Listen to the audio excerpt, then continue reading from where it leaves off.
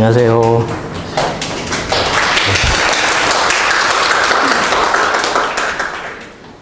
네. 우선 불러주셔서 감사하고 강의를 이제 한다고 해가지고 뭘 말씀을 드려야 될까 고민을 엄청 많이 해봤는데, 제가 고민하고 있는 부분을 같이 만화를 그리고 있으니까 같이 고민하고 있을 것 같아서 지금 현재로서도 제가 만화를 그리면서 힘들다고 생각하는 지점들을 그대로 갖고 왔거든요. 근데 그게 보통 이제 만화를 만들면 첫 화를 다들 만들면서 고민이 클 거라고 생각을 많이 했고, 제가 이제 첫 화는 조금 많이 만들어 봐서 요렇게 하면 좀 편하더라 하는 부분들이 있어서 그 얘기를 나누려고 오늘 이렇게 좀 준비를 해왔습니다. 그래서 그 이야기를 조금 해보겠습니다. 첫 화 시작하기 이렇게 했는데 쉽게 시작하기라고 돼 있는데 아마 듣다 보면은 쉽게 시작하는 게 아닌 것 같은데 하는 생각이 들 수도 있는데 한번 진행을 해보겠습니다.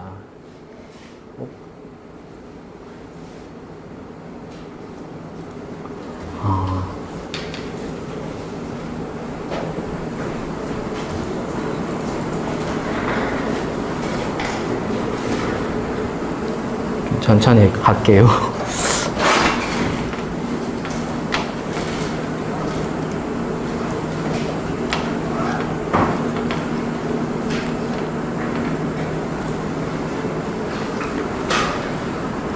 만화 그릴 때 첫 화 고민 좀 많이 하세요? 어떻게 할지? 저도 완전 머리 빠개지거든요. 이거 혹시 전체 화면 크기로 보기 모두 할 줄 아는 사람 없어요? 네. 네. 밑으로 내려가네. 예, 소개가 있는데 굳이 소개 안 해도 되죠? 네? 약간만 할까요? 넘어가겠습니다. 이렇게 옛날에 했던 일들을 쭉쭉 했는데 이건 중요한 거 아니고 이제 여기서부터 하는데, 목차를 쭉 써왔는데 목차 자체도 사실은 크게 중요한 건 아닌 것 같거든요. 조금 다른 이야기들이 생길 수도 있을 것 같고 해서 쭉쭉쭉 넘어가겠습니다. 넘어가지 말고 조금만 해보겠습니다. 첫 화 쉽게 시작하게 했는데 어디서부터 시작해서 어떻게 끝낼까, 그 다음에 이 부분이 이제 재미와 감동을 주고 재미로 시작해서 감동을 주는 쪽으로 끝낸다, 뭐 이런 이야기들을 조금 담았고, 그 다음에 두 번째는 첫 화를 이렇게 하면은 잘 만들 거다, 쉽게 만들 거다 했지만 그래도 하면서 또 고민이 생기거든요. 그 고민에 대한 부분들을 또 조금 준비를 해봤고, 나머지는 제가 작업하면서 요거를 알려주면 좀 작업하기 편하겠다 하는 것들, 그런 것도 좀 모아왔습니다. 네, 첫 화 쉽게 시작하기. 어디서 시작하고 어디서 끝낼 것인가에 대한 이야기인데, 재밌는 데서 시작해서 감동적인 데서 끝낸다, 꼭 그렇게 하지 않아도 되는데 그냥 폼에서 여기 맞춰봤습니다. 그래서 재미와 감동을 주는 게 뭔가, 그러면 재밌는 데서 시작해서 감동을 주는 걸로 끝나는데, 만화를 만들 때 제일 고민 많이 하는 부분이 다들 어디예요? 어디서 사건을 뭘 만들 건지, 아니면은 뭐 인물, 캐릭터, 주인공을 어떻게 할 건지, 뭐 이런 것들인가요? 저는 제가 생각했을 때는 작업을 하다 보니까 좀 매력적인 캐릭터가 겪는 예상치 못한 문제들을 끌고 가면 이게 이제 재밌는 이야기가 되고, 그리고 보편적으로 우리가 생각했을 때 뭐 착한 사람은 복을 받는다, 예를 들면 뭐 공부를 열심히 하면 성적이 좋아진다, 이런 것들은 사실은 기본적으로 행했을 때 당연하게 와야 된다고 생각하는 어떤 가치들이죠. 그거를 엄청나게 힘들게 얻게 하면은 감동을 줄 수 있다, 이렇게 생각했거든요. 매력적인 캐릭터라는 게 뭔가 이렇게 고민을 좀 많이 해봤을 때 세 가지로 조금 분류가 된다고 생각하거든요. 첫 번째는 좀 동경할 만한 구석이 있는 인물, 외모가 잘생겼거나 그것도 엄청난 매력이죠. 그 다음에 능력이 뛰어나거나, 아니면은 되게 캐릭터가 선하거나, 선한 캐릭터는 사실은 대체적으로 끌리죠. 그 다음에 악하지만 매력적일 수도 있죠. 그래서 동경할 만한 구석이 있는 인물. 그 다음에 두 번째는 동정할 만한 구석이 있는 인물. 이 사람은 내가 뭔가 좀 챙겨줘야 될 것 같고, 저 캐릭터는 좀 딱하고 이런 것들은 좀 도와줘야 될 것 같고 하는 그런 것들을 가진 인물. 그 다음 세 번째는 공감할 만한 요소가 있는 인물. 그래서 쟤는 내랑 뭔가 비슷해. 제가 하는 말이 시작부터 무슨 말인지 알 것 같아. 그런 인물들 있죠. 근데 그것만 가지고는 안 되는 것 같아요. 매력적인 인물. 그 요소들을 2개 정도는 가지고 있어야 돼요. 얘네들이. 특정한 강약으로? 이걸 뭐라고 표현해야 되지? 그러니까 동경할 만한 구석이 많지만 동정할 만한 것도 있는 인물. 이렇게 섞여 있으면 되게 매력적이거든요. 슬램덩크 영화 봤어요? 애니메이션? 혹시 알아요? 거기 보면은 서태웅이라는 캐릭터가 나오는데 되게 잘생겼어요. 되게 매력적이거든요. 그리고 농구도 엄청 잘해서 능력이 뛰어나거든요. 근데 얘가 하는 게 허당이에요. 자전거 타고 가다가 졸면서 이렇게 차에 박고 막 이렇게 하거든요. 그런 것들은 조금 능력도 뛰어나고 외모도 이렇게 뛰어난데 허당기가 있는 인물. 동정할 만한 혹은 바보 같은 구석이 있는 인물. 이런 애들이 같이 합쳐지면 되게 매력 있거든요. 또 누구 있을까요? 저 좀 옛날 사람이라서 드래곤볼 봤어요? 원피스? 그 루피 이런 애들 보면 되게 단순하고 조금 어떤 건 하는 게 보면 저 멍청해서 어떡하노 쟤를 이렇게 하는 부분들이 있잖아요. 근데 걔가 능력은 또 엄청 뛰어나잖아요. 세고 강하고 그다음 착하고 요런 것들이 섞여 있으면은 누군가가 이 캐릭터를 봤을 때 매력적이라고 느끼는 것 같거든요. 똑똑하지만 바보짓을 한다. 바보 같지만 엄청나게 뛰어난 뭔가를 가지고 있다. 이런 것들. 그래서 만화를 그릴 때 보면은 대체적으로 주인공들이 이 2가지 요소를 많이 갖고 있는데 예전 만화들을 보면은 이제 노력해가지고 뭔가를 극복하는 캐릭터들이 많거든요. 그래서 그런 캐릭터들이 가지고 있는 특징을 보면은 조금 바보 같은 지점이 먼저 부각이 돼요, 처음에. 요새 만화에도 좀 많거든요. 뭐 왕따를 당한다거나 아니면은 정말 가난해서 힘들게 살고 있는데 어떤 일이 일어나는 거죠, 이 친구한테. 근데 그 일이 일어났을 때 얘가 가지고 있는 어떤 동경할 만한 구석이 나온다든지 그런 것들. 근데 그런 것들을 가진 인물이 겪는 예상치 못한 문제들이라고 돼 있는데 예상치 못하게 안 되네. 그 캐릭터들이 어떤 일을 이렇게 일으켰을 때 혹은 어떤 일을 만났을 때 혹은 그 일이 예상할 만한 일이면은 대체적으로는 특히 첫 화에서 재미를 잘 못 느껴요. 끝날 때 얘가 당연히 이런 일을 겪어야 할 것 같은데 전혀 생뚱맞은 방향으로 흘러갈 때가 있거든요. 그럴 때 독자들이 좀 흥미를 많이 가지는 것 같거든요. 너무 생뚱맞으면 안 되지만 이제 그런 것들. 미스터리 같은 작품에서는 오히려 이런 것들이 되게 효과적이거든요. 쟤는 지금 당장 가서 밥을 먹어야 할 것 같은데 혹은 뭐 저 집에 들어가면은 당연히 있어야 할 가족이 있어야 할 것 같은데 없어. 갔는데 내가 지금 이 편의점 일을 마치고 나오면은 퇴근을 해야 될 것 같은데 하늘에 뭐 구멍이 뚫려 있네요. 뭐 그런 것들. 이건 예상치 못한 것들이죠. 그래서 내가 이해할 만한 인물이 겪는 예상치 못한 사건들이 재미를 주죠. 재미. 그리고 감동을 주는 거는 그런 인물들이 가지고 있는 어떤 보편적인 가치들 있잖아요. 뭐 아까 얘기했듯이 뭐가 있을까요? 뭐가 있을까? 뭐 크게 봤을 때는 단순하지만 뭐 지구를 침략한 몬스터들 평화를 깨는 나 잘 살고 있는데 나쁘게 살지 않고 잘 살고 있는데 갑자기 와서 내 평화를 방해하네. 그런데 내가 그거를 해결한다. 쉽게 해결은 안 되고 힘들게 그거를 해결했을 때 사람들이 가지는 감동이 이제 있는 거죠. 그래서 1화에도 저 감동까지는 보여줄 수는 없겠지만 1화에 충분히 요 매력을 주는 캐릭터가 겪는 예상치 못한 문제들까지는 독자들한테 보여줄 수 있다고 생각하거든요. 독자들이 그걸 봤을 때 1화 다음에 다음 화를 보고 싶어지는 거죠.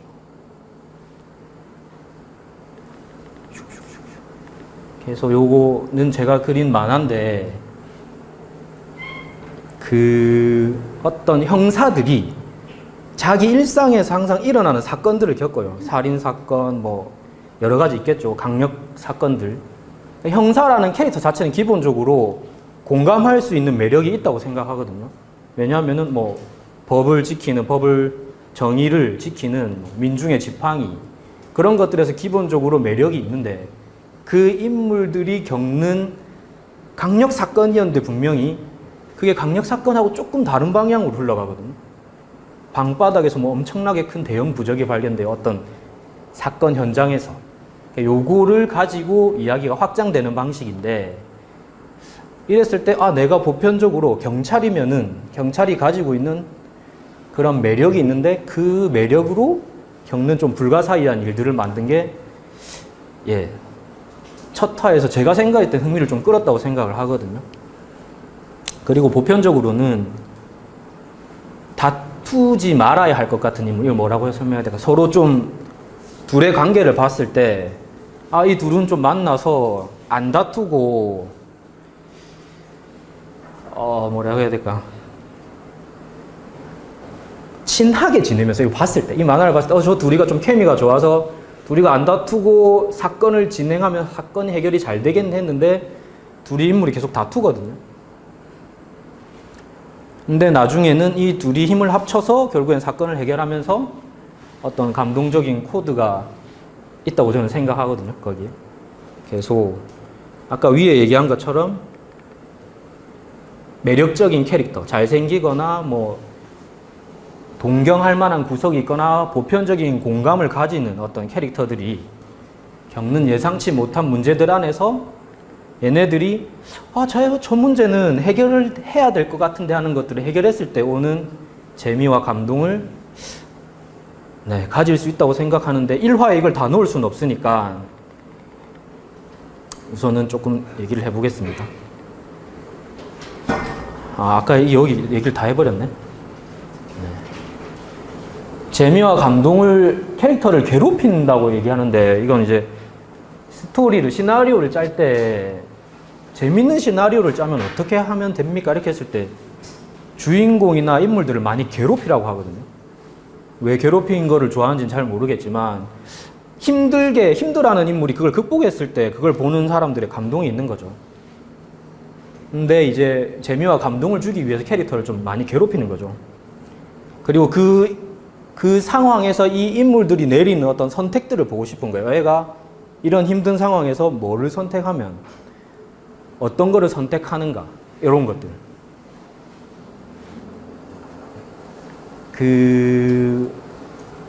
고양이를 구하기라는 그런 이론이 있던데, 정확한 건 잘 모르겠는데, 좀 우락부락하게 생긴 사람인데 길을 가다가 아픈 고양이를 얘가 치료를 해줘요. 이런 것들도 캐릭터의 매력적인데, 매력을 주는 어떤 장치들이 되는 거죠. 그럼 그런 인물들이 겪는 힘든 일들이 생기면은 조금 공감이 되고 도와주고 싶은 마음, 혹은 잘 해결됐으면 하는 바람이 이렇게 생기는 거죠. 옆에 있는 인물을 볼 때. 그런 것들. 저 사람이 하는 행동들이 앞으로 어떻게 펼쳐질지 좀 궁금하다. 이런 것들을 보게 만드는 게 첫 화에서 다 나올 수는 없지만 어느 정도는 보여줄 수 있다고 생각하거든요. 그랬을 때 이렇게 괴롭히는 일들, 괴롭힌다고 표현했는데 그 사람을 괴롭힌다기보다 힘든 일이 생기는 거죠. 왜냐하면 그 힘든 걸 극복하고 그 일을 해결했을 때, 얻어졌을 때 감동이 있으니까.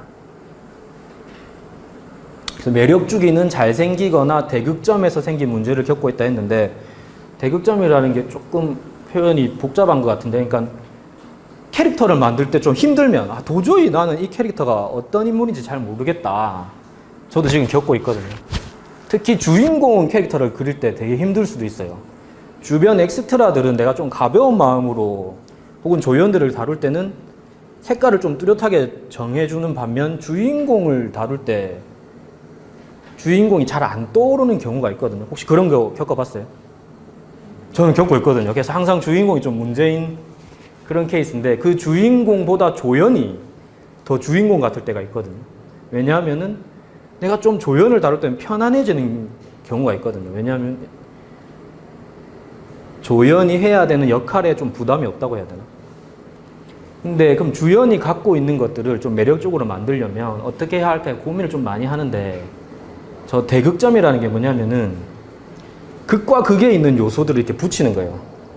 그 주인공을 만들어낼 때 어떤 걸 주인공이 가지고 있는 이 괴로워하는 부분을 만들어내기 위해서 대극점에 있는 극단적으로 극과 극에 있는 걸 붙이는데, 예를 한번 들어보면 어떤 소방관이 있다고 해볼게요.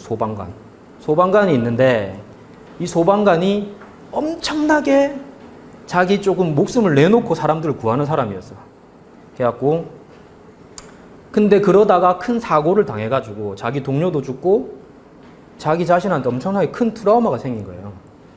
그럼 얘는 불을 무서워하는 소방관이 됐어요. 이런 거는 이제 극점에 있다고 볼 수 있죠. 그렇죠? 그렇지 않습니까? 근데 얘가 해결해야 되는 사건이, 얘가 더 괴로운 일이 생기는 거죠.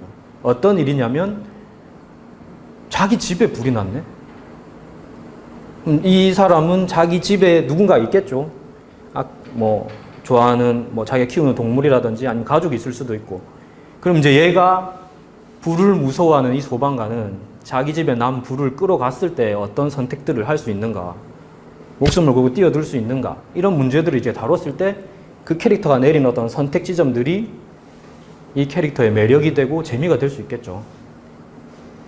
네, 그래서 조금 주인공이 안 짜진다 했을 때 서로 반대되는 요소들을 한번 붙여보면 그런 게 떠오를 수도 있어요.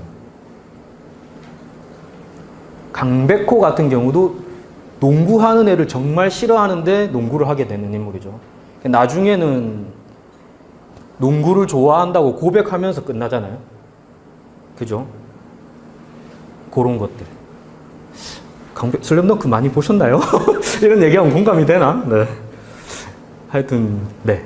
그 다음에 캐릭터를 처음 구상할 때 지금 다들 이제 만화 하나 짜자 했을 때 아마 인물을 짜거나 사건을 짜게 될 건데, 짤 때 보통은 그 캐릭터가 어디서 나오냐면은 저 같은 경우에는 제가 보고 들은 만화나 영화에서 취합되는 경우가 많거든요.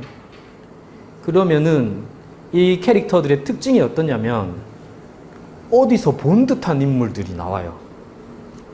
A라고 말했을 때 B라고 대답하는 패턴들이 아마 지금껏 봐온 만화나 아니면은 영화나 소설이나 다양한 것들이 있겠죠. 그런 패턴화된 인물들이 이렇게 합쳐지는 경우가 있거든요. 저는 보통 그렇다고 생각해요, 처음에는.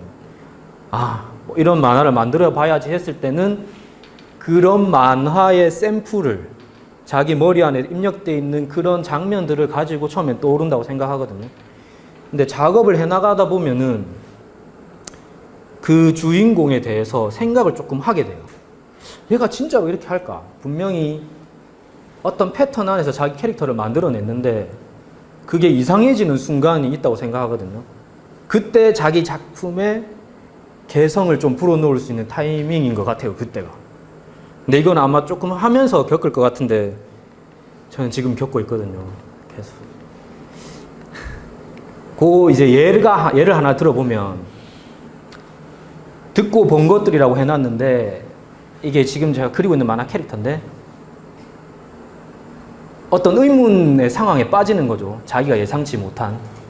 근데 제가 이때까지 본 만화나 영화의 패턴들로 대사를 쓰면은 이런 대사가 나오는 거죠. 맙소사.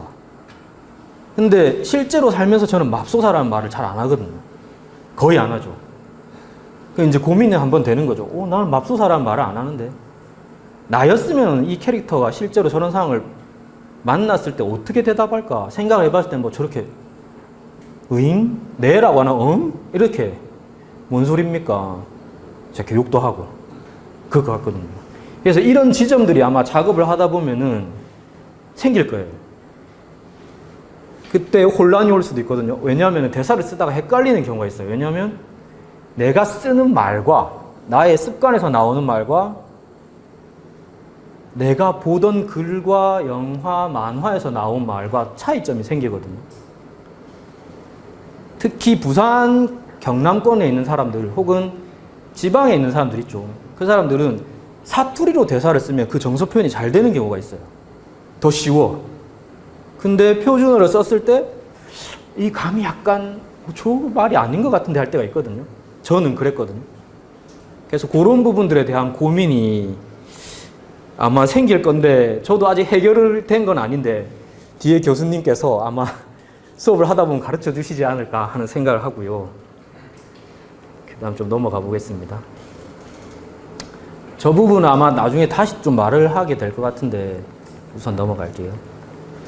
그 다음에 이제 일화를 매력적으로 만들 때는 캐릭터에 대한 이야기였고 앞부분은 이제 여기는 사건에 대한 거거든요.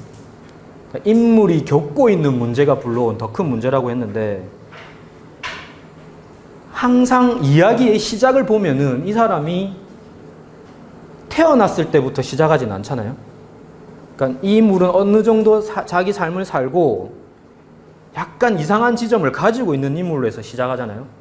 그죠?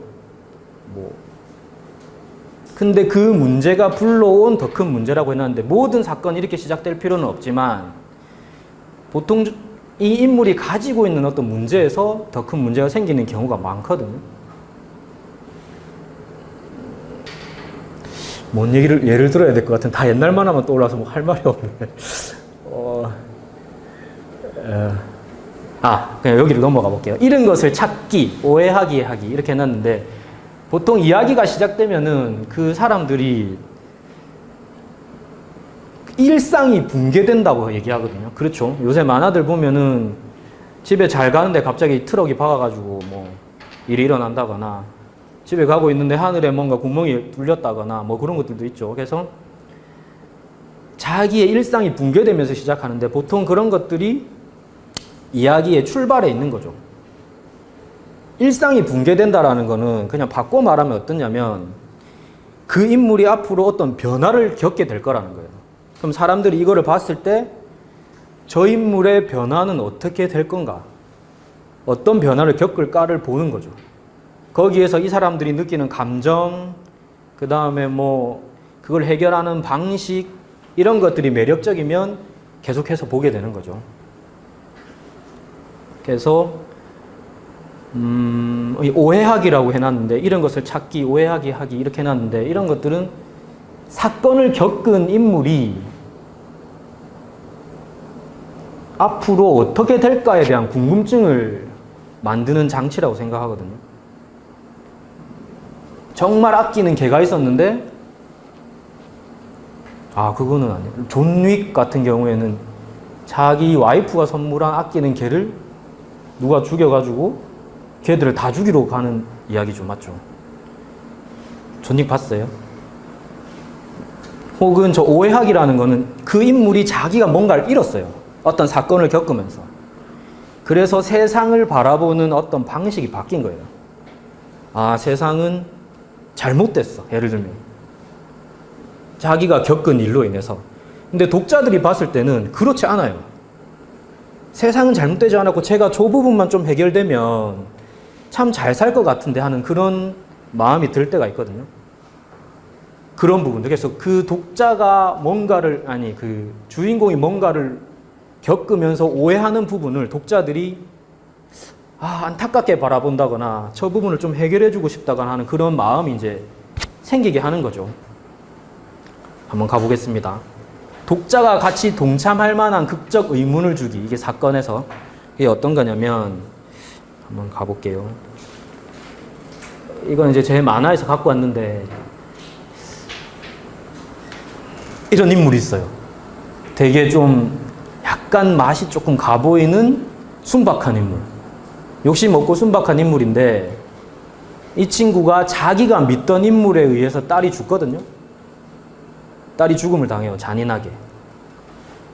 그래서 그 사실을 이 인물이 알게 됐어요. 그러면은 이거를 볼 때 어떤 생각을 하게 될까요?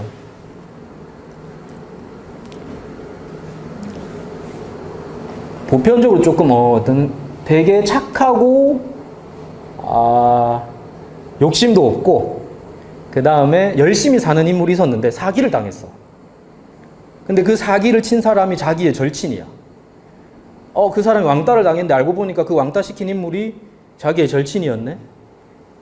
그 사실을 얘가 하하호호 하면서 그 사람하고 잘 지내다가 나중에 깨닫게 됐어요. 그러면 이제 독자들한테 앞으로 네가 어떻게 할래라는 그 질문이 생기는 거죠. 이걸 이제 극적 질문이라고 해놨는데, 이거는 이 인물이 나는 앞으로 저 사람한테 복수를 할 거야 라는 이런 결심을 만약에 한다 했을 때, 독자들이 이걸 봤을 때 질문하는 거죠. 그 복수는 성공할까? 그죠? 그래서 이게 이야기를 짤 때 첫 화도 마찬가지지만, 이거는 전체를 관통하는 질문을 보통은 첫 화가 아니고 초반부에 넣어주는 거죠.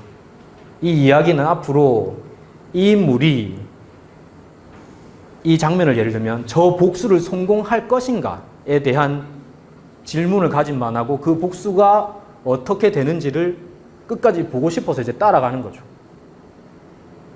그래서 이렇게 올라가 보면 독자가 같이 동참할 만한 극적 의문을 준다고 했는데, 이거는 어디서 생기냐면 사건이죠. 이거는 사건인데 어디서 생기냐면 이 사람한테 공감을 하거나 매력을 느껴야지 생겨요.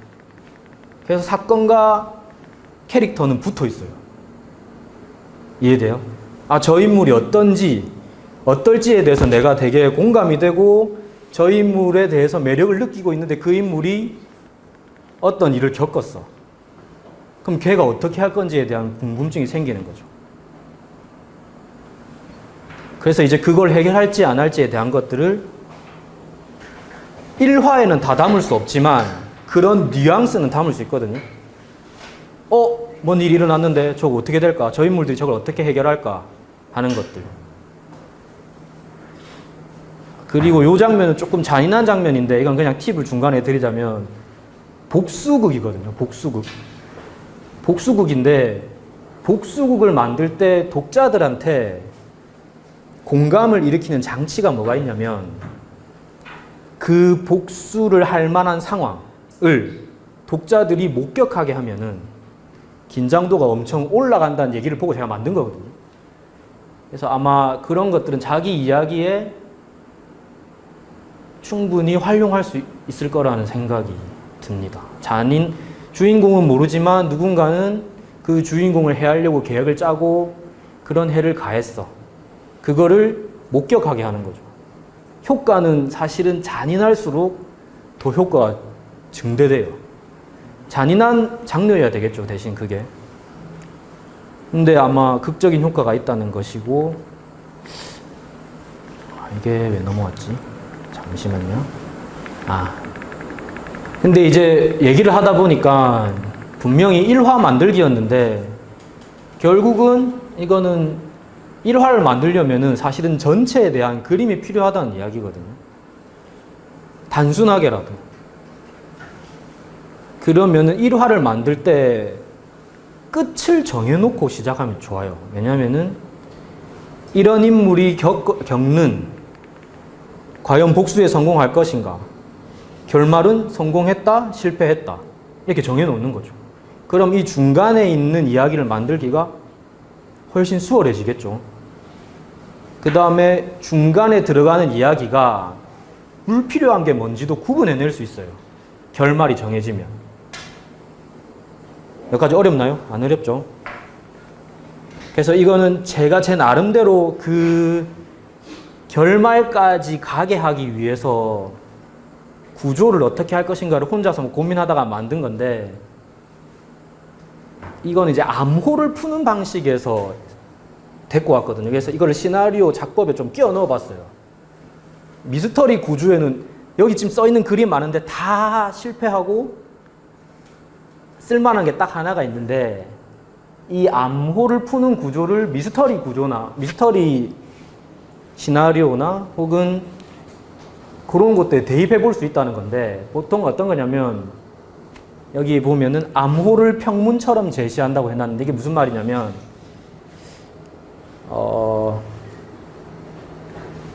누군가가 이거를 해결해 주세요 하고 사건을 가지고 왔어요.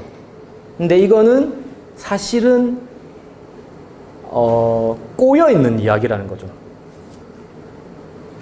암호인데 이 사람이 갖고 온 이야기는 뭐 일상처럼 갖고 왔어. 그런 예가 뭐가 있을까?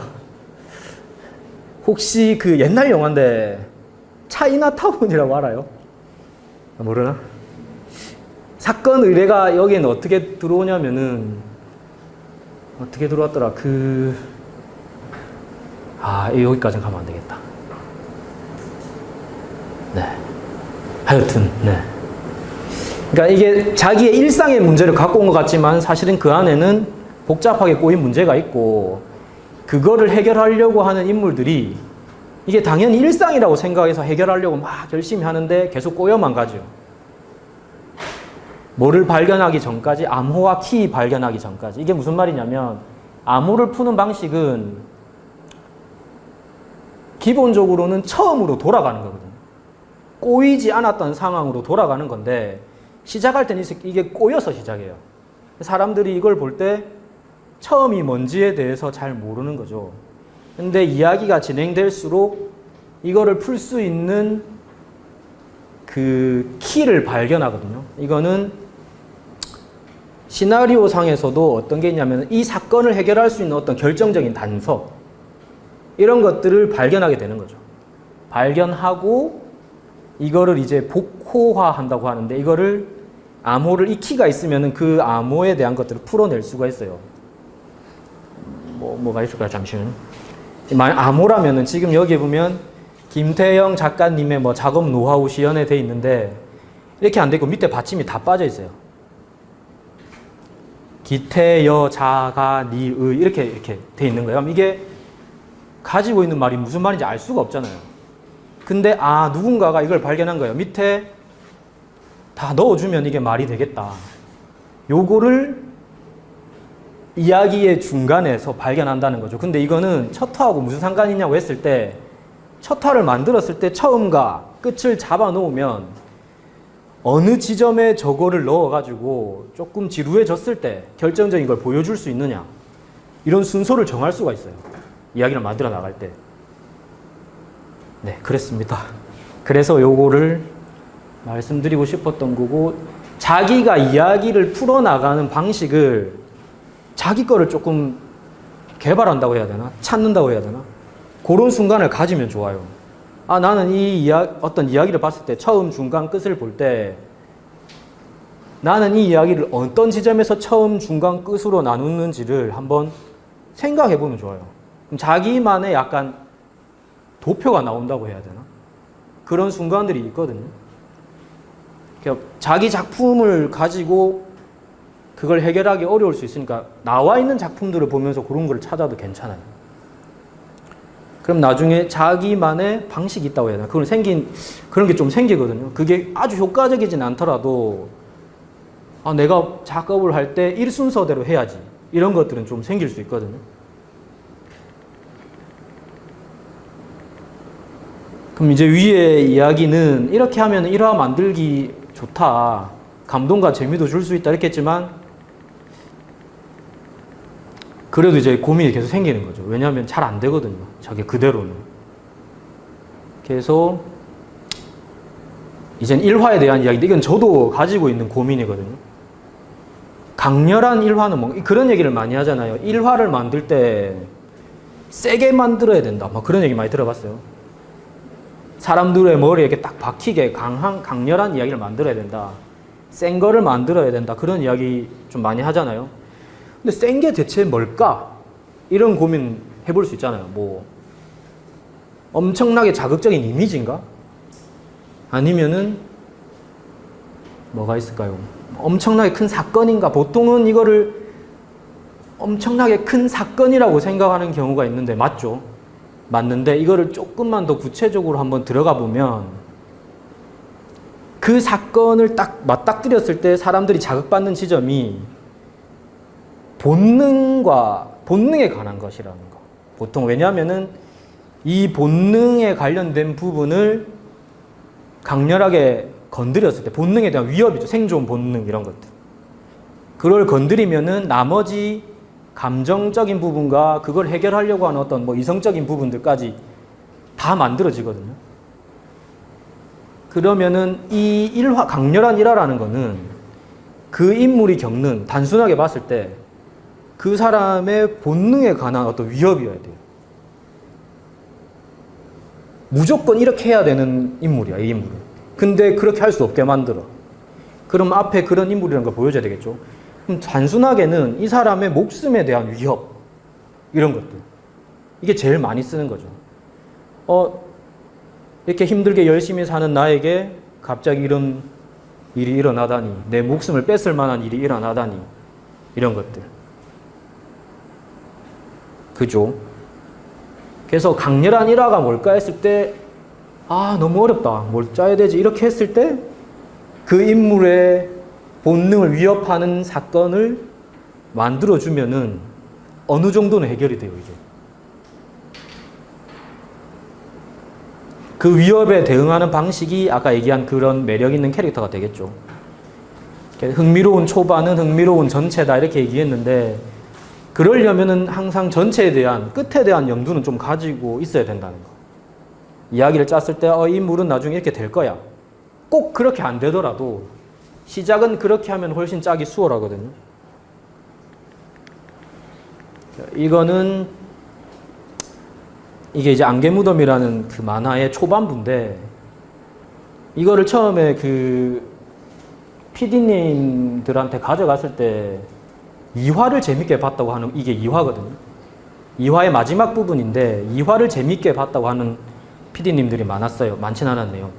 하여튼 PD님들이 있었어요. 근데 그게 뭘까를 좀 생각해 봤을 때, 이게 그 잠긴 방문을 열고 들어갔는데, 형사들이 그 잠긴 방문을 열었을 때 방에서 엄청난 악취가 나고 해서 이게 뭐지 하고 일부러 이렇게 딱 덜쳤는데 요런 자국이 있는 장면이거든요. 이거는 생존에 관련된 어떤 영역들을 분명히 건드리는 어떤 이미지죠. 저기에 뭐가 있었지? 시체가 있었나? 뭐 썩었나? 뭐 여러 가지 생각할 수 있는 거죠. 그 옆에 장면은 지금 제가 그리고 있는 건데, 이것도 지금 보면은 묶여있는 인물이 있고 뭐 엄청 극박해 보이죠. 저거는 묶여있고 지금 뭐 위에 올라타고 있고 이렇게 하는 장면을 보면은 이건 어떤 생존의 영역, 죽음과 삶, 또 뭐가 있을까요? 그런 영역들, 건드리는 이미지인 거죠. 이런 것들이 충분히 사람들한테 쟤는 살까? 죽을까? 여기서 무슨 일이 있었지? 무시무시한 일이 있었나? 하는 그런 본능적인 영역들을 건드리면서, 보통 본능을 건드리면 거기서 감정이 생기거든요. 어떤 게 있을까? 예를 들면 여기 잘 강의를 하고 있는데 교수님이 막 달려와서 저를 한 대 쳤어요. 예를 들면 내가 자빠졌어. 그 다음에는 당연히 어떤 감정이 생기겠죠. 거기에 대한 해결책도 생기겠죠. 그래서 본능과 감정과 이성의 영역들을 다 건드릴 수 있거든요. 본능부터 건드리면. 근데 이성부터 건드리면 어렵죠. 복잡해져. 이야기가 첫 화의 이성적인 이야기다. 이거는 어떤 설정들을 내가 이해해야 되고, 이거는 2050년 부산의 어떤 뭐가 있을까요? 과학 기지에서 일어나는 전산 오류로 인한 실험체 중 DNA의 오류가 이런 것들이죠. 이렇게 되면은 접근할 때부터 뭐를 생각해야 되냐면 이 구조에 대한 이해를 하려고 노력해야 되기 때문에. 그쵸. 이해하기 혹시 힘들 수 있죠. 복잡해지는 거죠. 근데 본능에 관련된 영역들, 실험체들이 100명을 죽이고 과학기지에서 탈출했다, 이렇게 하면은 훨씬 쉬워지는 거죠. 이야기가 출발할 때. 그래서 처음에 건드려야 되는 영역은 본능의 영역을 건드리면은 이야기의 집중도가 올라간다. 이걸 볼 때, 그런 이러한 것 같고요.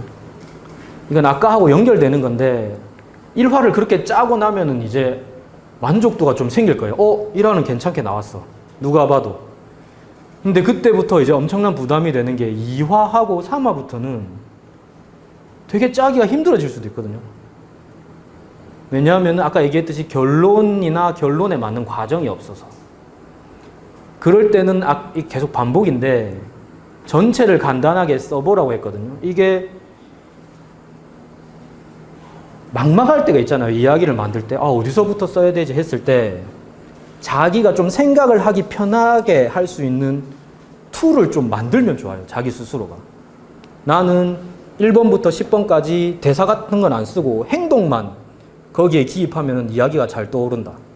이런 사람이 있을 수가 있고, 대사를 쭉 써야지 이 이야기가 자기는 잘 떠오른다. 이런 사람이 있을 수가 있거든요. 그러니까 이런 것들은 천차만별인데 그런 틀을 자기가 조금 찾아보면 좋아요. 막 써보면서. 저는 어떻게 했냐면은 정말 이해가 안 될 때는, 이야기가 안 짜질 때는 그 단락에 그냥 제목만 썼어요. 이 이야기의 제목, 뭐 안개 무덤, 모두의 집. 그럼 거기에 관련된 소제목도 이제 나오는 거죠. 한번 볼까요? 이런 이제 도표를 자기 식대로 좀 만드는 거예요. 이거는 제가 어떤 시나리오 책 관련된 소설 쓰기 작법에서 누군가 한 얘기를 제 나름대로 도표로 만든 거거든요. 조금 넘어가 볼게요. 이런 것들. 이런 것들은 기승전결, 처음, 중간, 끝 이런 것들을 나눠놓고 이런 것들을 하나하나 써갈 때는 글을 그냥 타이핑만 하고 있으면 되게 답답하잖아요. 이야기의 처음과 끝도 안 보이고. 그러면은 자기가 이야기의 처음과 끝을 볼 수 있는 형태로 틀을 만들어 놓으면 생각외로 잘 써지는 경우가 있거든요. 지금 여기 보면은 조금 흐릿하지만 위에 타이틀, 뭐 모두의 집, 한 집에 모여 사는 늙은 애들. 그 다음에 1장의 제목, 발작을 일으키는 여자가 고해성사 중 고해소에서 의문의 메시지를 남긴다 하면서 이 각 단락의 제목들 그냥 쓰는 거예요. 내용의 전체는 디테일하게는 안 쓰지만 큰 그림을 자기가 한번 상상해 볼 수 있게 쓰는 거죠. 근데 이거를 그냥 타이핑을 그냥 쭉쭉쭉 해나가는 것보다는 이런 이미지화되어 있는 틀에다가 하면 훨씬 좀 수월해요. 저 같은 경우에는 그랬거든요. 자기만의 틀을 조금씩 만들면 훨씬 좋아요.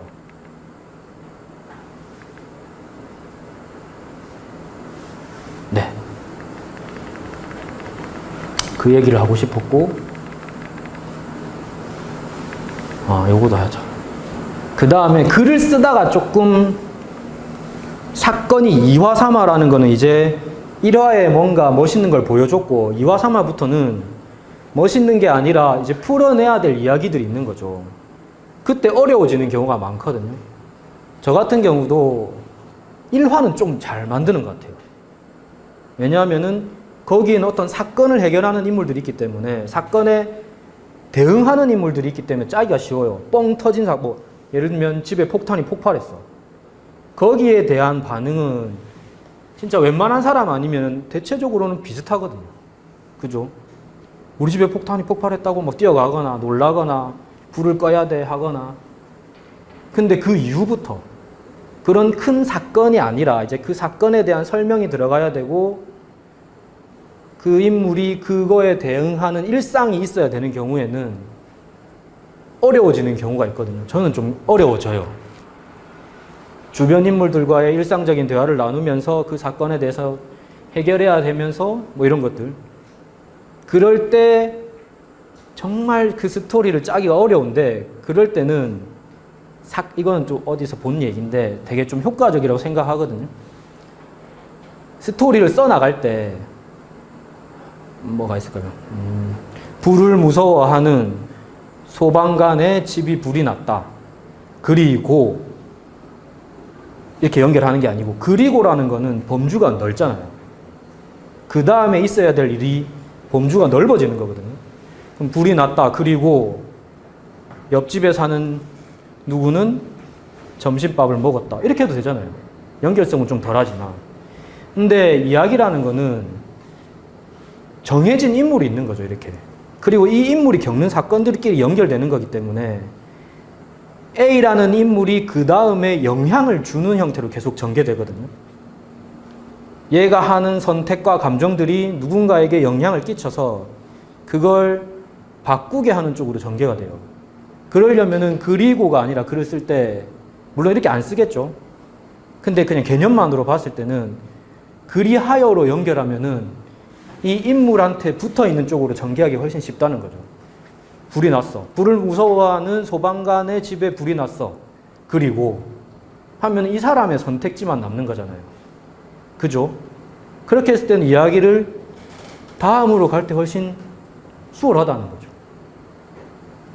예, 요까지 하고, 그 다음에 여기에 다루어야 할 범주를 점선 면의 영역으로 나눈다고 해놨는데, 이게 무슨 말이냐면, 이제 만화를 그리다가 보면은 느껴지는 부분일 겁니다. 아마 하다가 보니까, 분명히 이 인물은 내가 분명히 그렸을 때는 엑스트라였어. 근데 하다 보니까 점점점 조연이 되고, 조금 더 하다 보니까 주연이 돼버리네. 이건 내가 의도한 게 아닌데. 그런 일들이 아마 작업을 하다 보면 있을 수 있거든요. 그거에 대한 어떤 해결점이, 이건 제가 생각했을 때는 제가 편하게 이해하려고 만든 개념인데, 이야기의 규모나 화면에 등장하는 이미지의 강렬함이나 혹은 사건의 크기나 이런 것들을 점선면으로 한번 나눠보는 거예요. 이거는 꼭 점선면이라 안 불러도 돼요. 자기 식대로 ABC, 강중약 뭐라고 표현해도 상관없는데, 이제 점선면이 다 모여 있으면 이제 이 형태가 명확하게 드러나는 거죠. 이런 애들은 보통 비중 있는 주인공한테 그 부분을 주는 거죠. 근데 엑스트라들한테는 점만 주는 거죠. 점선면, 이렇게 점선까지 줘버리면 분명히 내가 전개하고 있는 이 이야기 규모에서 이 사람이 10마디 이상 하면 안 되는데 한 50마디 하는 거죠. 얘는 한 30컷만 나와야 되는데 이 엑스트라 이야기로 40컷을 그렸어. 그러면 이야기가 늘어지고 재미없어지거나 다른 방향으로 튈 수가 있거든요. 그냥 그런 것들을 정해놓는 거죠. 이 시퀀스의, 이 이야기의 이 부분 단락에 나는 누구한테 점을 주고 누구한테는 점선을 주고 누구한테는 점선면을 줘야지. 그래서 요거는 이제 그 만화의 2화에 나오는 장면인데, 이 약간 이렇게 백수 친구가 한 명 있어요. 근데 이 친구가 지금 말은 많이 하거든요. 대사가 있어요. 근데 이 인물은 엑스트라예요. 중요한 인물이 아니거든요. 그럼 이 인물의 개인적인 영역은 없어요, 여기에. 어떤 인물을 소개하기 위한 정보를 주는 역할만 하고 그 뒤부터 정보가 나왔어요, 여기에. 이 얘를 소개하기 위한 인물이거든요. 그럼 이 뒤부터 쟤는 안 나와요.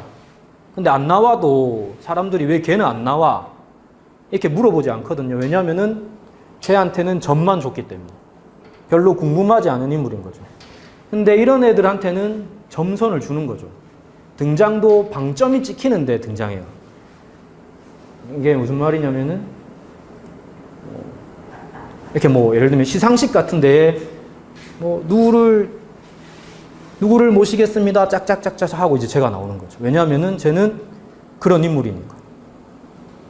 이거를 이야기의 단락 안에서 이런 파트들을 분리해 놓으면은 이야기의 규모랑 강중약을 만들 때 조금 편해요.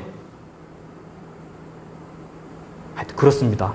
그래서 그런 것들을 만들 때 내가 이 인물한테는 이 정도의 좀 강렬한 부분을 줘야지 했을 때는 그 강렬함의 정도에 따라서 그 사람의 엑스트라가 되거나 아니면은 조연이 되거나 주연이 되거나 이렇게 나뉘는 거죠. 주연이 될 인물한테 점만 주면은 걔는 점점 역할이 좀 작아 보이게 되는 거죠.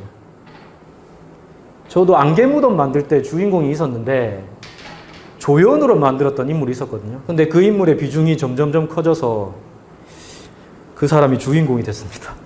하여튼 그런 거를 겪고 나니까 이제 이런 지점들이 생각이 나는 거죠. 그래서 아마 만들 때 잘 짜다가 막히면 한번 이런 기억들을 한번 떠올리면 좋을 것 같거든요. 점선면 한번 해볼까? 어떨지 모르겠지만, 네. 아마 도움이 될 겁니다.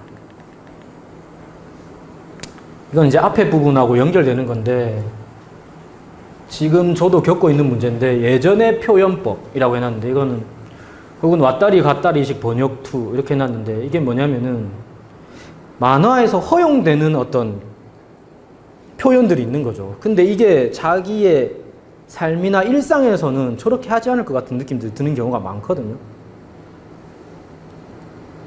예를 들면 놀랄 때 아니 그럴 수가. 그렇게 잘 안 하잖아요. 그죠?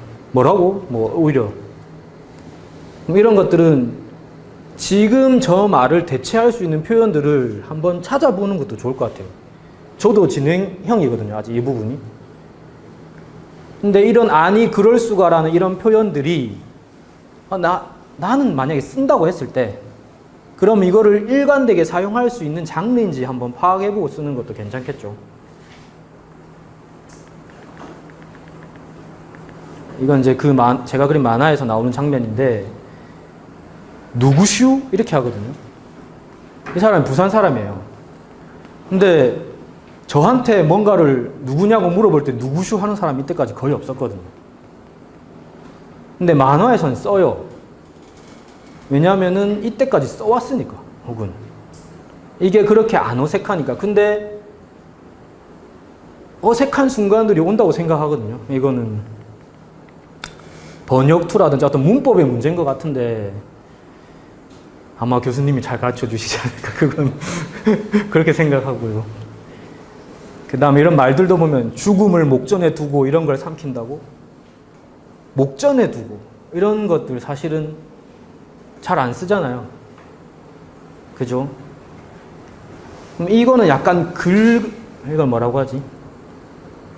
글말이라고 해야 되나? 글말. 근데 지금 저기 아이스크림을 두고 있는 끝에 있는 인물은 약간 일상의 말투예요. 부산 사투리를 막 쓰면서 뭐 고마 이건 내 복인갑다 했지요 이렇게 쓰거든요. 그럼 이 한 만화 안에 글말과 약간 말말을 같이 쓴 인물이 섞여 있거든요. 이럴 때 어색한 순간이 있어요.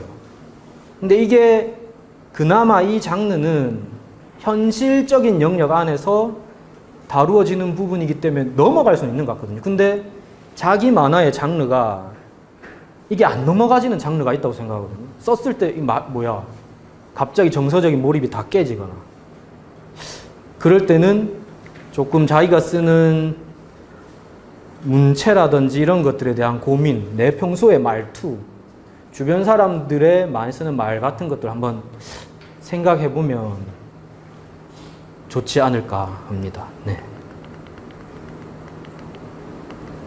기대도가 아니고 제가 기대어도인데 저렇게 됐네요.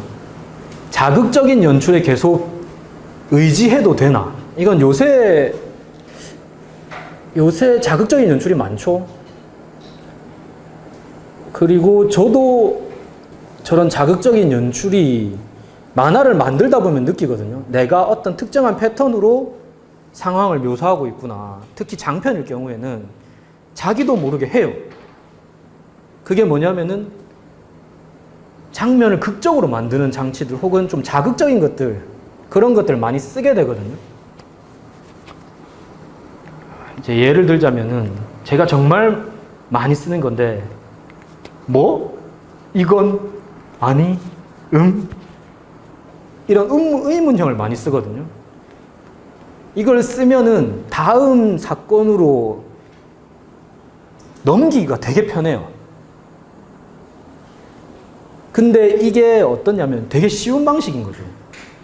그걸 오래 쓰다 보면은 사람들이 혹은 내 스스로가 너무 많은 의문을 가진 인물을 계속 등장시키는구나. 별거 아닌데. 그냥 문 열고 나갔는데 아니? 이렇게 하는 기분. 굳이 쓰지 않아도 될 장면에서도 다음으로 전개시키기 쉬운 연출에 의존하게 되는 경우가 있거든요. 이거는 처음에는 효과적일지 모르는데 나중에는 약간 자기 스스로도 좀 자괴감이 들고 보는 사람들도 아마 얘는 왜 이렇게 많이 궁금해하지? 자극적인 연출이라는 건 이것 말고도 좀 다양하게 있을 수 있어요. 근데 제 경우에 생각이 난 장면이라서 갖고 왔는데 이런 경우에는 사건을 이렇게 의문형을 날렸을 때는 다음으로 전개시키기가 정말 수월하거든요. 아니 그럴 수가 궁금하기도 하고 그 다음 장면에 대해서 뭐라고 그랬어? 뭐 누가 죽었다고 말해봐. 뭐 아니 그럼 저거인 장면을 보여주면 되니까. 그럼 하다 보면 중독되거든요. 근데 이거를 조금 다양하게 만들 수 있는 방법이 없을까 하고 고민을 한 게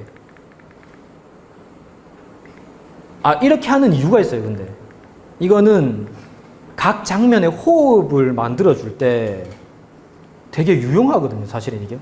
어디에서 이 장면을 끊지?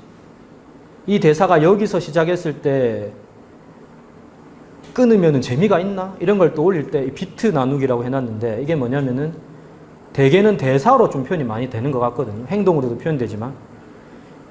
그러면은 감정이나 장소나 뭐 생각, 행동, 혹은 이 인물을 상대하고 있는 상대방의 변화가 있을 때 이 비트를 나눈다고 하거든요. 야, 이걸 뭐라고 표현해야 될까? 정서가, 이야기를 막 하고 있는데 정서가 바뀌는 거죠. 감정이 바뀌거나, 혹은 상대방이 바뀌거나, 이 주인공의 생각이나 느끼는 지점이 바뀌는 경우에 이거를 이제 거기서 끊는 거거든요. 자극이 들어올 때, 맥락이 바뀔 때, 주제가 바뀔 때라고 해놨는데, 저 같은 경우는 이거를 의문형으로 많이 끊었어요. 그 다음으로 전개시키기가 편해서. 근데 이게 너무 같은 패턴이 될 때 해결 지점은 아직 근데 해결은 안 됐고 저는 계속 연구는 하고 있거든요. 그럼 이런 것들은 행동 동사로 해결한다고 해놨는데, 이거는 연기하는 사람들 작법을 좀 봤거든요. 너무 힘들어가지고. 근데 그분들이 연기를 할 때 상황을, 비트를 끊을 때 그 행동 동사라는 걸로 상황을 조금 넘어간다고 하더라고요. 이 인물의 행동 동사는 뭐냐고 물어본다. 제가 다음으로 장면을 전개시키는 방식은 여기에 거의 고정되어 있는 거죠. 이 행동 동사에. 근데 이 행동 동사를 좀 다양하게 만들 수 있거든요. 그러면 사건을 다음으로 넘긴다는 거는 무슨 말이냐면, 어떤 목적을 가진 인물이 자신의 목적을 위해서 상대방이나 어떤 상황에 개입하려고 하는 거거든요. 그죠? 이야기라는 건 그런 거잖아요. 개입해가지고 이걸 바꾸고 싶어 하는 거예요. 그래서 상대를 설득하거나 혹은 뭔가 변화를 주기 위해서 목적을 달성하기 위한 수단을 가지는 건데, 그게 행동 동사를 조금 다양화했을 때 훨씬 다양한 패턴으로 나온다는 거죠. 그럼 이게 이렇게 묻는 게 아니라 어떤 방식으로 할지를 한번 고민해 볼 수 있는 거죠. 저 같은 경우에는 차라리 안 묻고 아무 말을 하지 않아 볼까? 궁금한 지점이 떠올랐을 때 아무 말을 하지 않고 노려본다. 이런 행동 동사가 들어갈 수도 있는 거죠. 아직까지는 다양하게는 못 찾아냈는데, 살면서 그런 것들 좀 다양하게 겪으면 좋을 것 같아요. 저는 대개는 제가 겪는 어떤 반응들은 제 반응이거든요, 이거는. 뭐라고? 뭐라고? 궁금해하고 놀래고. 이게 미스터리 구조에는 잘 맞겠지만, 자기가 만드는 장르가 로맨스라든가, 아니면은 판타지, 이런 데에서는 다른 행동 동사가 필요할 수 있거든요. 그런 것들을 한번 찾아보시면 좋을 것 같아요. 설득한다. 아니면은 여러 가지 방식이 있을 것 같아요. 이 차림새요, 이렇게 했을 때는 그 사람의 차림새가 이상한 어떤 차림새냐고 그 차림새에 대한 대답을 얻기 위한 질문이거든요. 저는 이거를 차림새요라고 물어보는 행동 동사를 선택했는데, 좀 다른 표현 방식이 있을 수 있겠죠. 갖고 와봐 이러면서 이 사람이 가지고 있는 데이터를 이렇게 뺏어간다던가, 이거는 물건 뺏기, 자료가 적혀 있는 물건을 뺏는 행동 동사. 그죠? 어떤 거에 대한 해답을 얻는 방식이 다양한 행동이 있는 거죠. 이런 것들을 한번 고민해 보시면 좋을 것 같아요. 이거는 각자의 영역이기 때문에 여기에서 아마 자기 작품에 어떤 개성이 생겨날 수도 있다고 생각하거든요.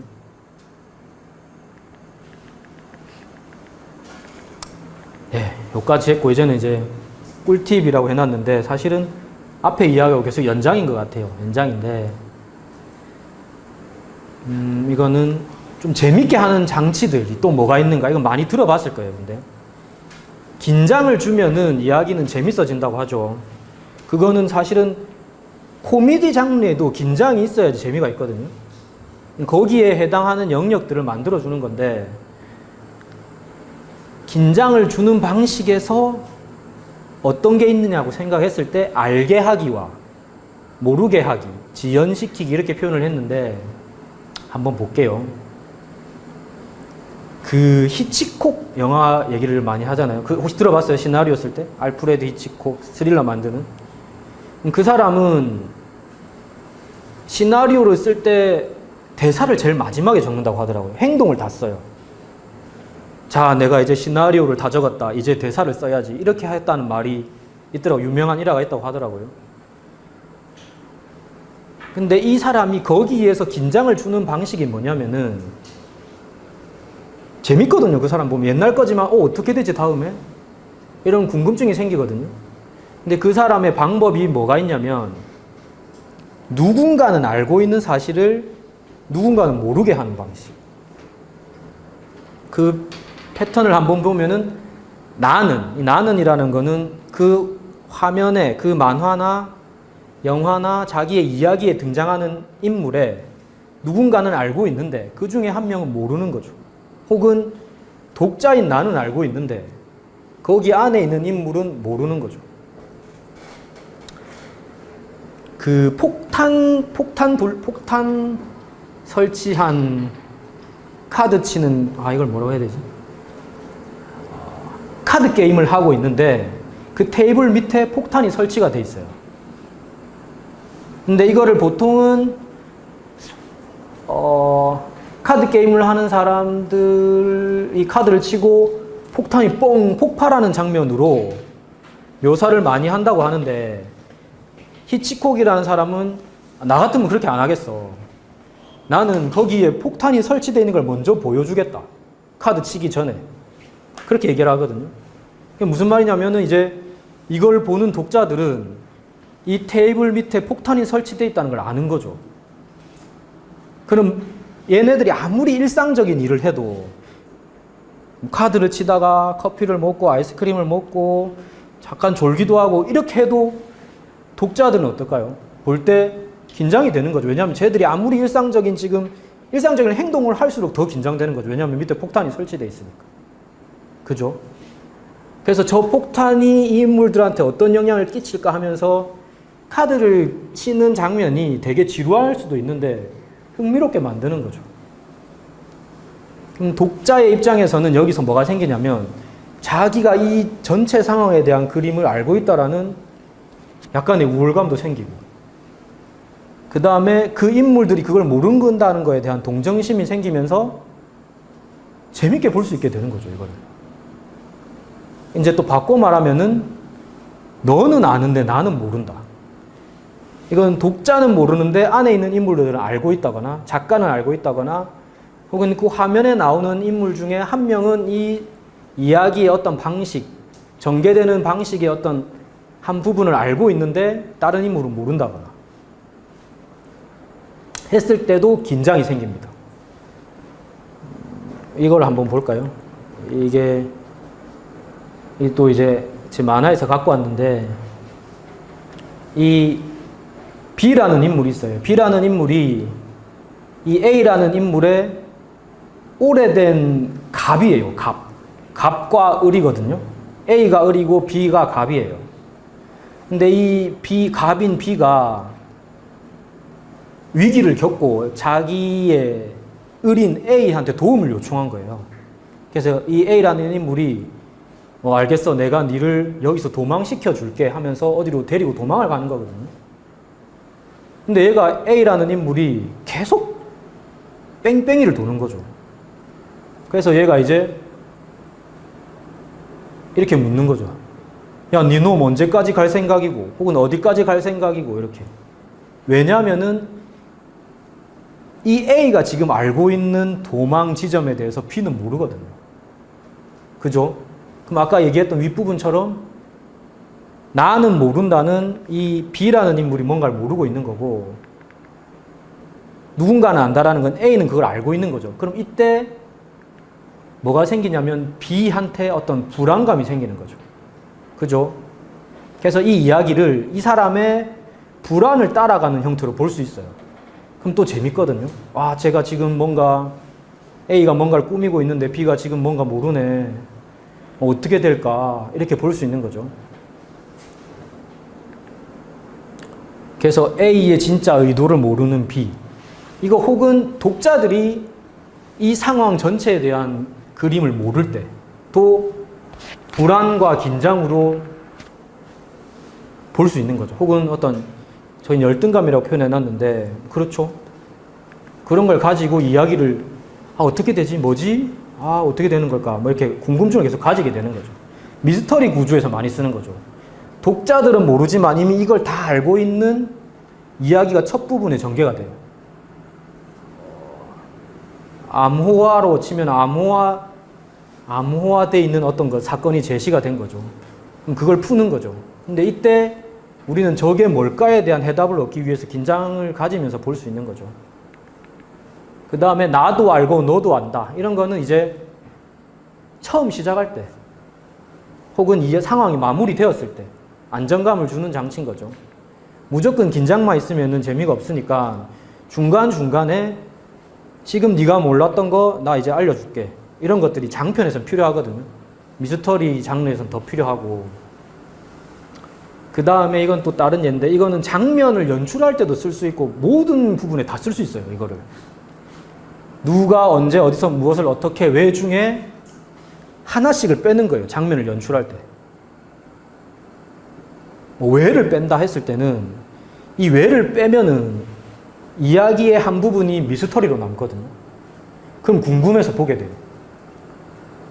혹은 왜, 어떻게, 누가를 뺄 수도 있죠. 누가.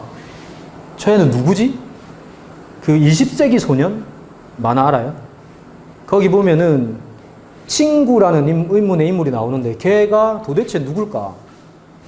걔는 왜 이렇게 할까? 이런 것들 때문에 보게 되거든요.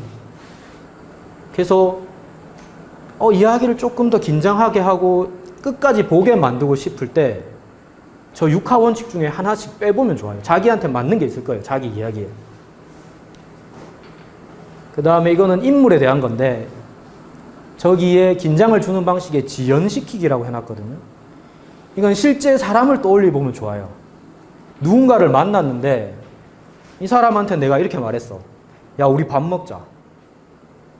니 배고프나? 이렇게 물어봤어. 니 배고프지? 우리 밥 먹으러 갈래? 했는데 얘가 아무 말 안 하고 한 10초간 가만히 있어. 어떨까요? 약간 긴장되지 않나? 뭐 긴장될 것 같은데. 아니면은 불확실하게 말하는 거예요. 야, 우리 내일 뭐가 있을까요? 어디 가서 축구하자. 어떤 노? 이렇게 했을 때 얘가 축구 근데 뭐 이렇게 좀 애매하게 말한다거나.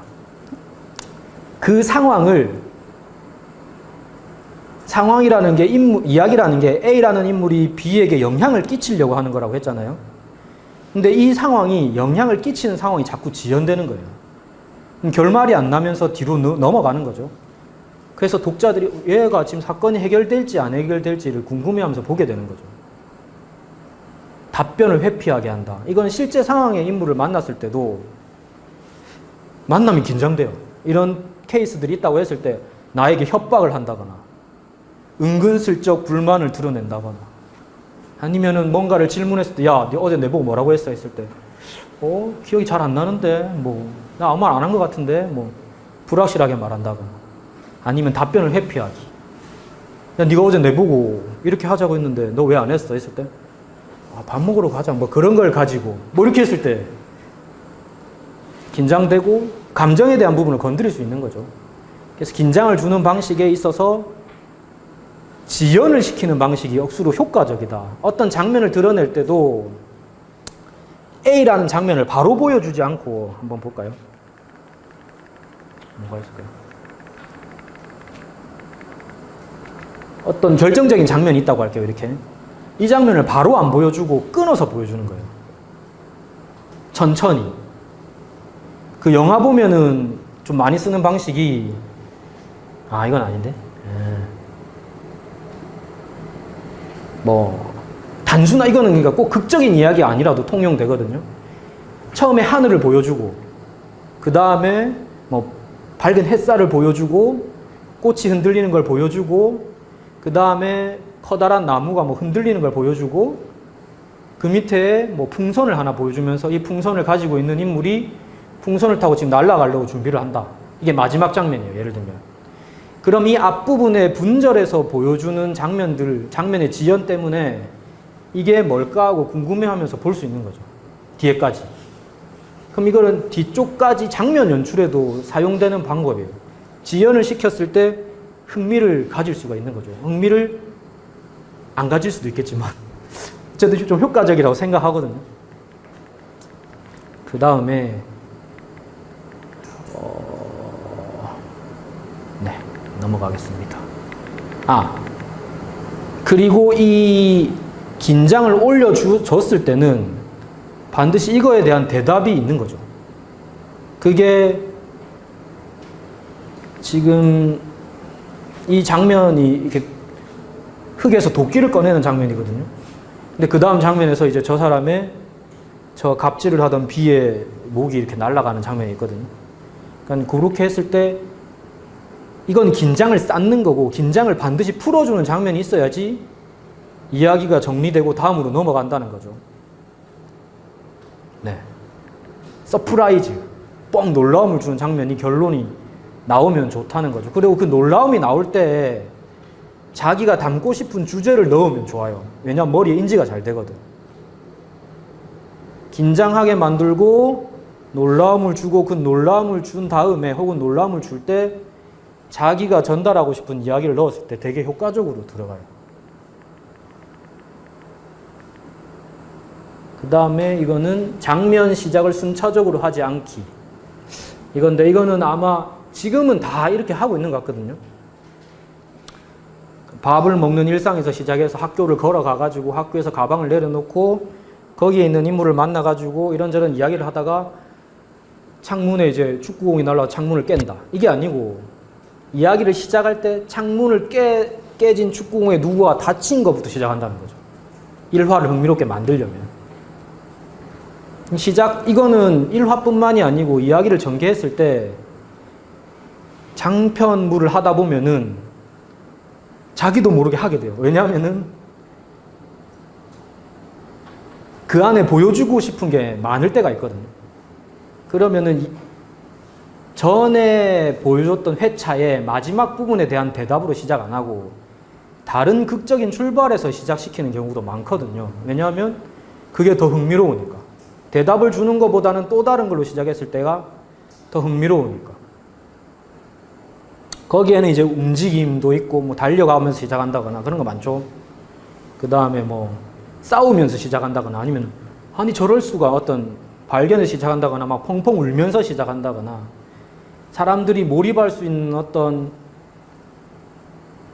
리액션 장면에서 시작하는 거죠. 어떤 반응에서 시작하는 거죠. 앞에 어떤 상황이 있고. 이것도 지금 이제 만들고 있는 만화인데 시작이 어떠냐면 어떤 낡은 집에서 비명소리가 들리면서 시작하거든요.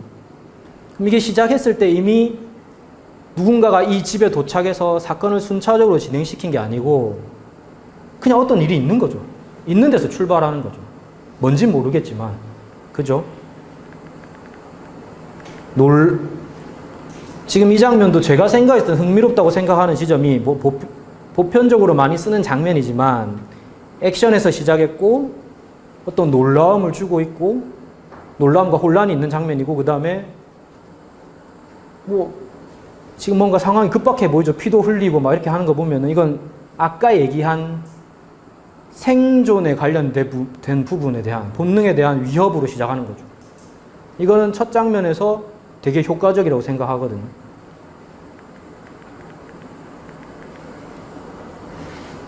그 다음에 평범한 행동이나 대화로 시작하지 않는다. 혹은 시작하더라도 평범한 인물이 아니어야 한다. 모든 만화를 이렇게 할 필요는 없는데 1화에 뭔가 좀 흥미거리를 주고 싶었을 때 이게 효과적이라는 이야기예요. 그러면은 한번 가볼게요. 여기에서 이제 오른쪽 장면 맞나요?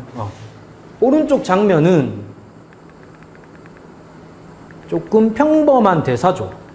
저 인물한테는. 신부님이라고 그려놨는데 어쨌든 아까부터 계속 십자가를 놓치는구나 이렇게 얘기를 했어요. 이 신부가.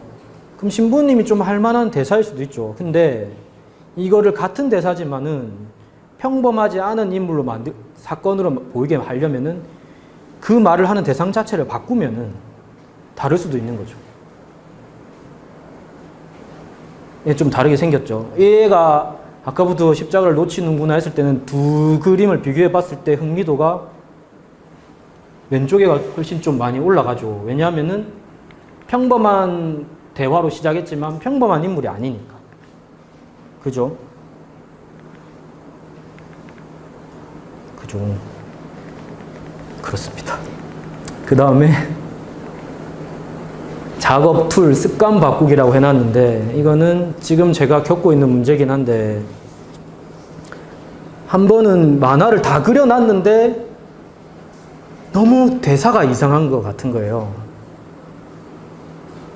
그래서 대사를 몇 번씩 고치고 또 고치고 또 고쳤는데 그 만화에서 해결한 방식은 대사를 다 뺐을 때 그 이야기가 해결이 됐거든요. 그러니까 이거는 대사가 문제라고 생각했을 때 오히려 이미지가 문제인 경우가 있고 내가 이렇게 만들다가 보니까 이 이미지가 문제인 것 같은데 대사가 문제일 때가 있어요. 이런 것들은 아마 하다가 너무 막히면 한번 생각해 볼 수 있는 거죠. 이건 그냥 억지로 좀 대사를 붙인 건데 이미지가 이상한 게 아니라 거기에 안 맞는 대사를 하고 있거나 대사가 필요 없는 장면인데 대사를 하고 있거나 이런 경우도. 이런 경우일 때는 한번 생각해 볼 수 있는 거죠. 나 도대체 이게 왜 해결이 안 될까? 이 장면을 다음 회차 만들어도 불만족이야.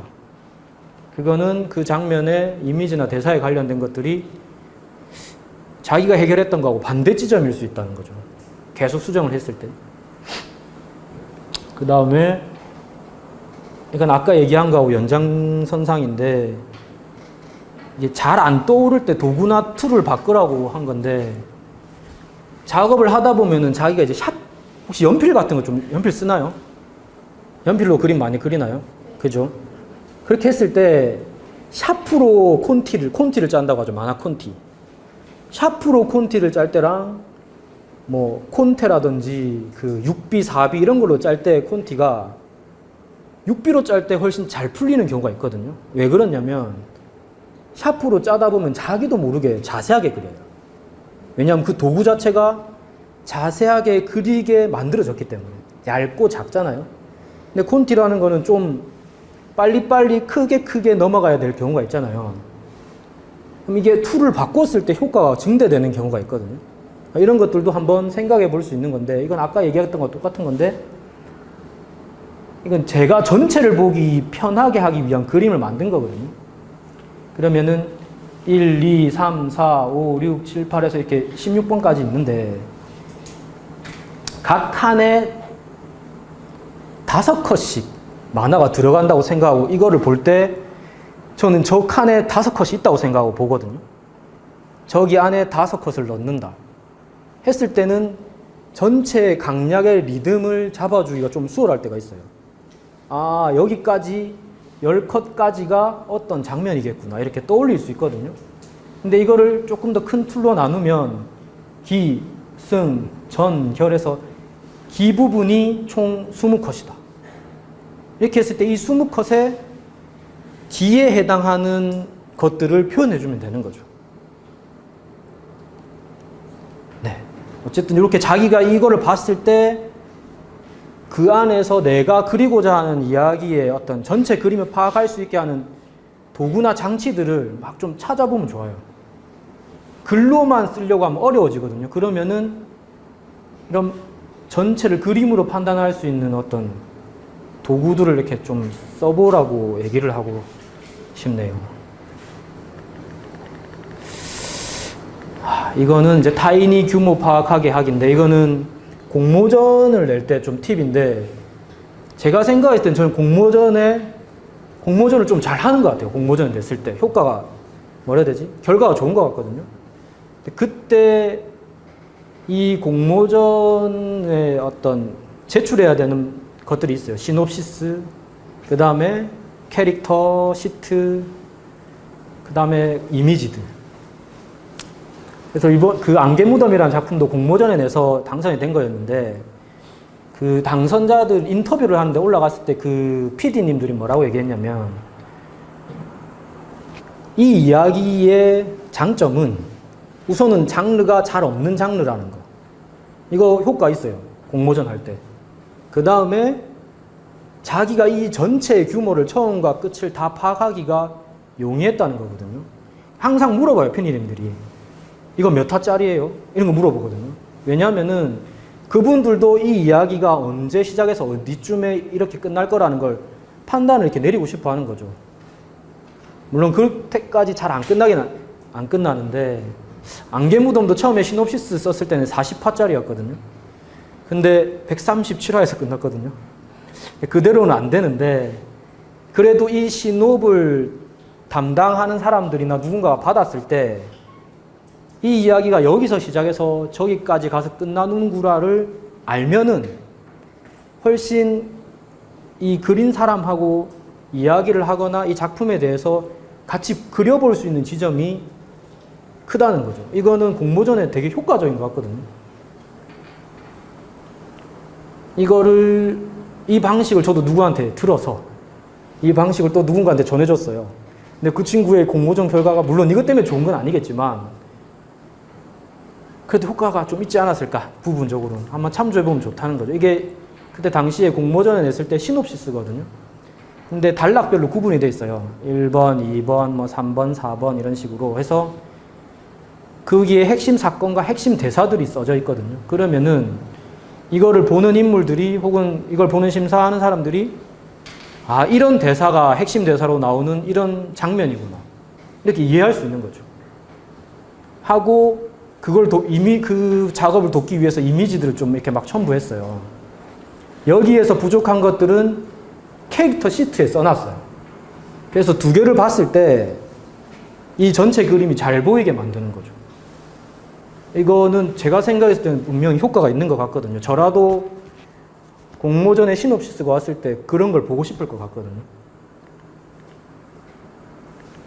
그래서 삼자가 이 장면, 자기가 그리고 있는 이야기에 대해서 누군가가 좀 떠올려 볼 수 있게 하는 거. 이거가 억수로 중요한 것 같습니다. 공모전 꿀팁인 거고, 이제 거의 마지막 부분이네요. 작업 과정을 보여주려고 조금 갖고 왔는데 한번 보여드리겠습니다. 이게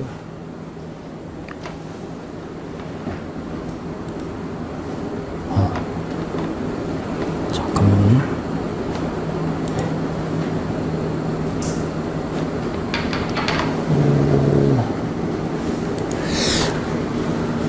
들을만한가요?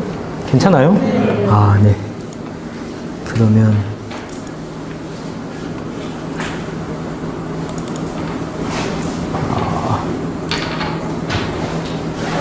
저는 이제 콘티를 짤 때 연필로 짜거든요. 연필로 짜는 이유는 사람마다 이건 차이가 있다고 생각하는데 스크롤에 짜면은 너무 길고 커서 전체를 보기 어려워요. 저는 계속 전체를 보면서 하고 싶어 하거든요. 그래서 종이에 작게 짜요. 작게 짜서 이 단락이 이런 형태로 끝난다는 걸 계속 확인하면서 만들거든요. 페이지 만화 같은 경우에는 페이지 만화 형식으로 만화를 짜면은, 짜봤나요? 이렇게 만화책 형식으로 짰을 때 거기에도 약간의 법칙이 있어요. 뭐 4칸, 5칸, 뭐 이렇게 한 페이지당 5칸씩 들어가면 그 5칸이 끝날 지점에 의문형의 뭔가가 제시된다라든가, 그러면 자연스럽게 리듬이 생기거든요. 그럼 전체를 파악하기가 좋아요. 그래서 저는 약간 출판 형식으로 콘티를 짜는데 스크롤로 그렸을 때 조금 불편한 지점이 있긴 한데, 이 부분이 이제 콘티인데 연필로 짜서 스크롤에다가 이렇게 배치한 거죠. 뭐고요?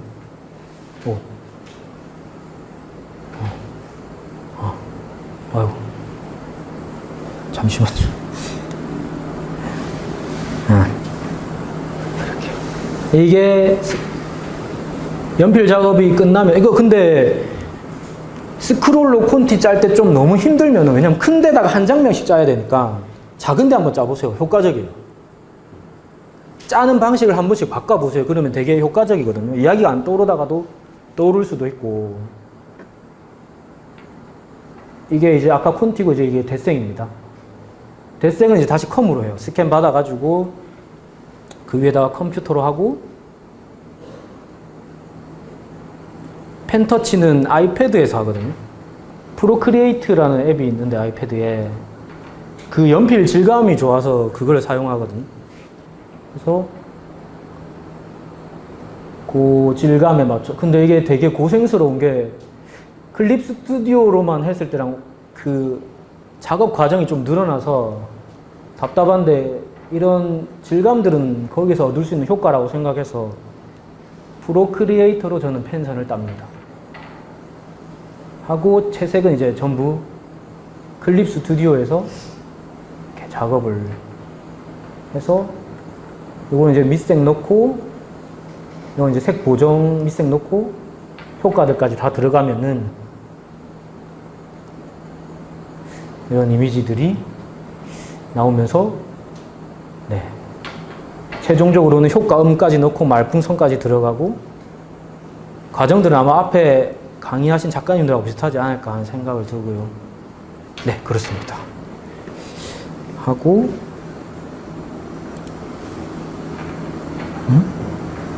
뭔가? 네. 이제 여기까지고요. 제가 이제 말씀드릴 수 있는 거 여기까지인 것 같고 네. 전부 다 고생하셨습니다.